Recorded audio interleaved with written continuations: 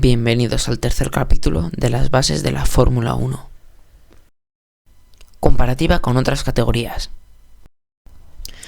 A ver, aquí en las diferentes categorías podemos ver varias diferencias técnicas. Por ejemplo, tenemos la categoría de la Fórmula 1. Todos lo conocemos. Podemos ver en el diseño del coche. Es aplanado, aerodinámico, ruedas bastante grandes, muchos alerones. Es un coche bastante bonito, en este caso es el Red Bull. También tenemos la NASCAR, que es una competición estadounidense con un diseño un poquitín más como un coche normal y corriente modificado. Tiene una carrocería bastante... es unificada, así que es como una parte de todo y se puede sacar fácil. Y partes aerodinámicas como alerones, podemos ver el alerón trasero, que tiene como una pequeña elevación para provocar un poquitín más de carga aerodinámica. Y en la ventana una rejilla. Esto lo que hace es provocar como una entrada de aire y reducir la resistencia aerodinámica. El alerón tiene tan pocos alerones porque como es un coche de NASCAR, su principal función es dar vueltas a mucha velocidad, no girar mucho ni muy rápido, ¿sabes? Pero un poco necesita, porque si no se estrellaría contra el muro. Pero necesita más velocidad punta. Y pues también tenemos los GT3, que hay una diferencia que poca gente, que mucha gente confunde.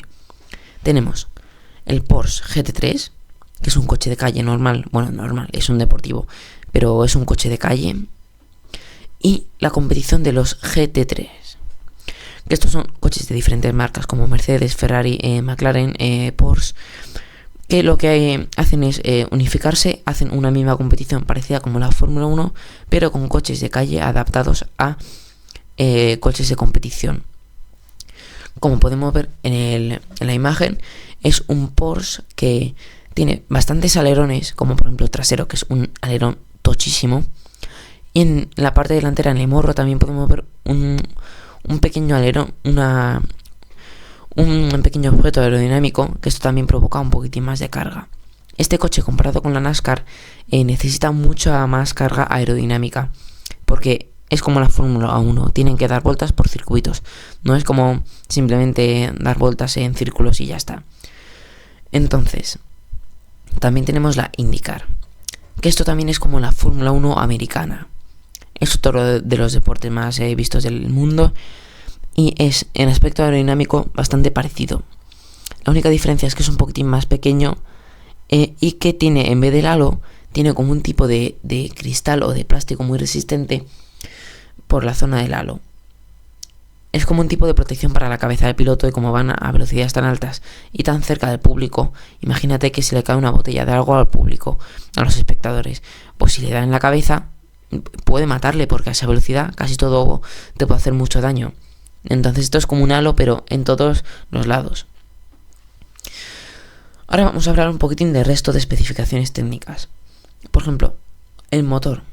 La Fórmula 1 tiene un V6 híbrido, más o menos de unos 900 caballos, y pesa 800 kilos, entonces tiene más caballos que kilos. Esto es increíble. Después tenemos la NASCAR, que tiene un V8 de unos 5 litros con 850 caballos y unos 1500 kilos. Es un coche muy potente, casi como la Fórmula 1, pero pesa mucho porque es casi un coche de calle normal. Entonces por esto no pueden girar tan rápido. También tenemos el GT3, que es en términos de especificaciones algo parecido a la NASCAR, pero además de pesar un poquitín menos porque tiene reducción de peso, tiene bastantes menos caballos, porque estos, en comparación con la NASCAR, solo llegan a unos 250 km por hora, más o menos, en vez de la NASCAR, que llega a 350. Y por último tenemos la IndyCar, que tiene 200 caballos menos que la Fórmula 1 y 50 kilos menos. Así que es un poquitín más pequeño coche, más liviano, y en términos de vueltas es más lento porque tiene un poquitín menos de aerodinámica, pero igualmente es un concepto muy parecido. Ahora toca hablar de los aspectos presupuestarios. Este es un tema bastante aburrido, así que voy a contaros un poquitín de lo que trata y no lo vamos a ver mucho. Pero por ejemplo, la Fórmula 1 se gasta muchísimo dinero en presupuestos para darle dinero a los equipos y que estos puedan desarrollar su coche. Como es una competición tan tecnológica y tan importante en términos de ingeniería y tan innovadora, se necesita muchísimo dinero para la investigación, el desarrollo del coche y todo. Encima utiliza materiales muy caros porque casi todo el coche está hecho de, por ejemplo, fibra de carbono, que aunque sea resistente y bastante ligero, cuesta muchísimo de hacer. La Fórmula 1 también gana unos 750 millones al año con la Fórmula 1, con los patrocinios de marketing, los equipos, etc. Aunque estos datos de ganancias y de espectadores no están totalmente confirmados porque cada año cambian bastantes y es bastante diferente, pero es como una media, es para que entendáis más o menos la diferencia que hay.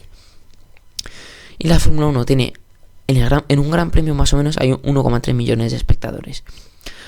Normalmente suele haber como 1 millón o algo así, o 400.000 personas, 500.000 en el circuito, dependiendo de cuán largo sea. Por ejemplo, en Mónaco, como es bastante corto, hay menos personas que en Spa, que es súper largo. Y después tenemos los espectadores que ven la televisión. En directo lo verán como 1,5 millones de personas, algo así. Pero en YouTube, por ejemplo, que la Fórmula 1 sube resúmenes más o menos unas 5 o 6 horas después de la carrera, también lo ve muchísima más gente, como unos 15 millones, algo así. Después tenemos la NASCAR, que se gasta en los coches de cada equipo más o menos unos 10 o 30 millones. Pero estos ganan 1.500 millones más o menos al año. Para que veáis la diferencia, la Fórmula 1 se gasta muchísimo en coches, pero gana bastante.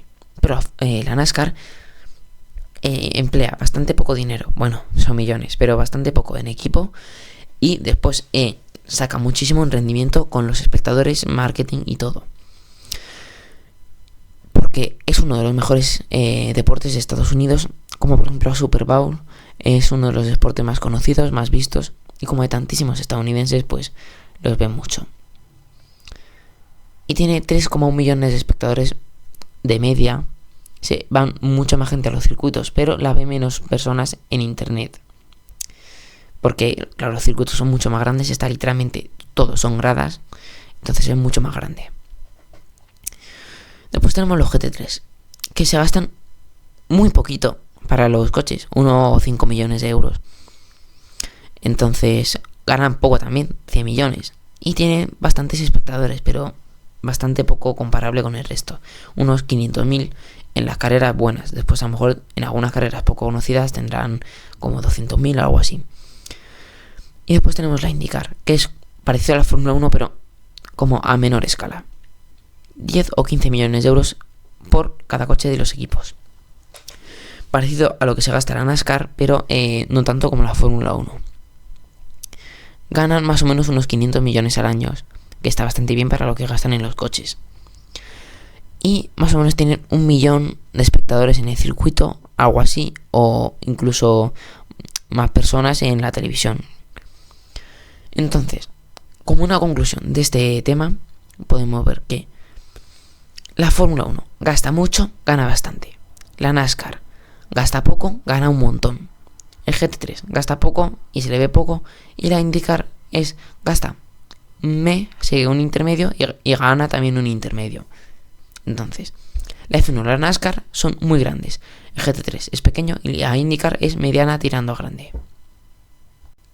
También tenemos la transferencia tecnológica. Que esto lo que hace, aunque no sepas muy bien lo que significa, es que todo lo que se desarrolla en la Fórmula 1, por ejemplo, después se emplea en coches de calle, por ejemplo. Tenemos las influencias. Por ejemplo, los híbridos. Todos los híbridos empezó con el Toyota Prius. Este fue el primer coche híbrido que realmente revolucionó todo. Un montón de personas lo compraron. Después ya empezaron a hacerlo sus propias marcas, Lexus, todos estos empezaron otra vez con los híbridos y al final se fue popularizando y ahora casi todo el mundo tiene uno. Entonces, esto se implementó básicamente por la Fórmula 1, porque empezaron con los híbridos en 2014, metiendo cosas eléctricas o así en 2012-2013. Y esto lo que hizo es que la gente se dio cuenta de que era un sistema muy rentable y lo fueron implementando y probando en coches de calle y al final lo consiguieron publicar y vieron que era muy rentable. También tenemos la fibra de carbono. La fibra de carbono se lleva utilizando en la Fórmula 1 una cantidad de años increíble. Y poco a poco se fue implementando también en los coches de calle, en los superdeportivos, por ejemplo, para que pesen menos. Por ejemplo, los Koenigsegg, los Bugatti tienen estas carrocerías de fibra de carbono para pesar menos. Pero igualmente el Bugatti pesa un montón, tiene mucha potencia, mucho peso, muy grande. También tenemos la inversión en desarrollo. Que esto lo que hace básicamente es que gracias a la Fórmula 1 y todo lo que gana, se invierten el dinero en desarrollo de nuevas tecnologías que pueden revolucionar el mundo. Sí, esto es como el paso que se hace antes de lo de los híbridos. Sí, imagínate. Esto es lo que se hace. La Fórmula 1 implementa los híbridos. Se hacen muy populares. Con el dinero que ganan, se empiezan a desarrollar tecnologías más complejas para implementarlo en los coches de calle.